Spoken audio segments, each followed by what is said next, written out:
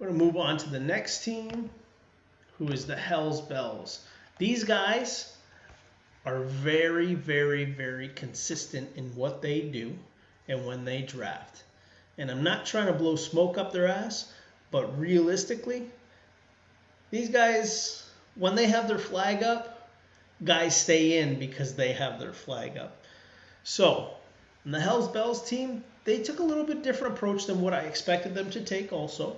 But I did like their approach, and they managed to land some guys that they wanted, and they really, really, really took chances. And that's what it's about. Like, you want to win a championship, you got to be willing to take some chances. You got to have strong guts, because if you're weak, you're just going to give it away. You're going to give it away. So they went with Philip Rivers and Andy Dalton as their quarterbacks. Philly Riv, obviously, they think he's got a couple more years in him. They paid 1.7 for him and 0.7 just to back him up with Andy Dalton. I'm sure they're probably going to look towards a quarterback at some point in the draft, or they're going to try and trade for a quarterback. I can't see them running both these guys all year round unless Andy Dalton has a bounce back year and is putting up phenomenal numbers with A.J. Green. Their running backs are Chris Thompson, Sony Michel, Todd Gurley, and Malcolm Brown. So essentially, they have one good knee in all of those running backs, and it's probably on Malcolm Brown.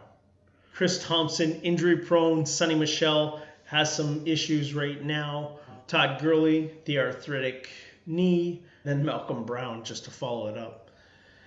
That's what I'm saying. These guys took chances. If these guys pan out, if Sonny Michel is good to go and Todd Gurley is good to go, at the price points that they got him at, $5.6 million for Michel and $9.6 million for Gurley, that's decent. Gurley should have went for around $13-14 million, but they took the chance, and with all the news out there right now, guys were hesitant.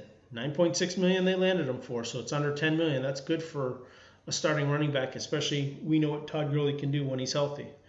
Their wide receivers are Tyler Lockett, Albert Wilson, Robert Woods, MVS, Marquise Valdez-Scantling, Deshaun Jackson, Keenan Allen, and Josh Reynolds.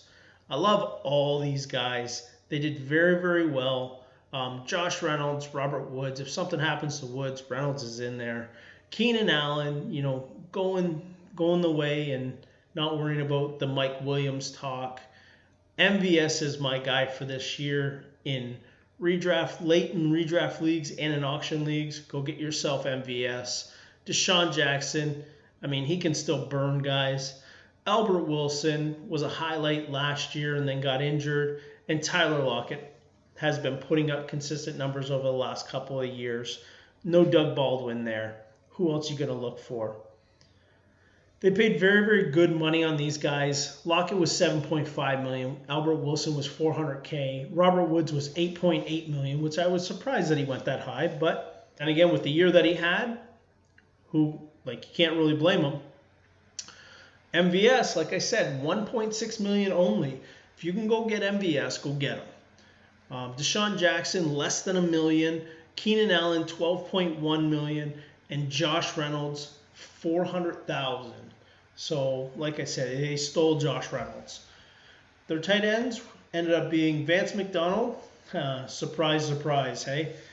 One of the teammates on this team is a huge Pittsburgh fan and loves Vance McDonald. And then the other member of this team is a Chicago fan.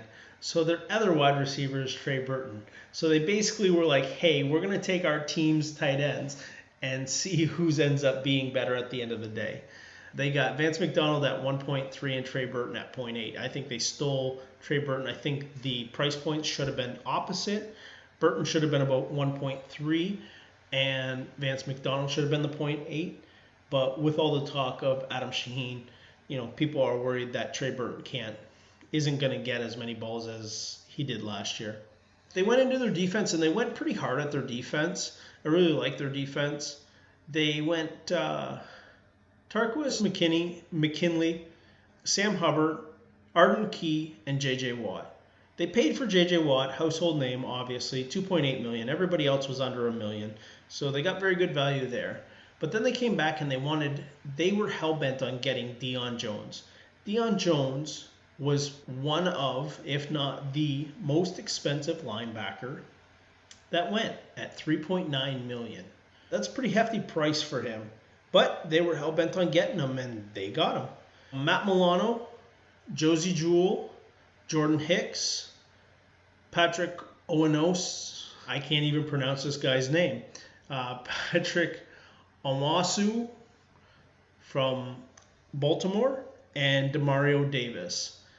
All those guys they got for under $1 million, except for Hicks, they paid $1 million, and Demario Davis 1.5, and like I said, Deion Jones at 3.9.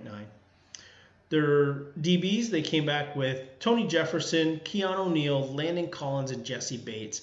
This lineup of DBs is absolutely frightening, because if Keanu O'Neal comes back and he's his old self, and then Landon Collins with his landing spot in Washington, Jesse Bates with how he did last year, putting up 219 points in our system, and then following up with good old reliable Tony Jefferson, Landon Collins at $2.2 million, and Jesse Bates at $1.6 million. Absolute steals. I love their DBs. I love their defense. This team is going to go far. I like what they did. It's just, it comes down to those running backs. Are those knees good?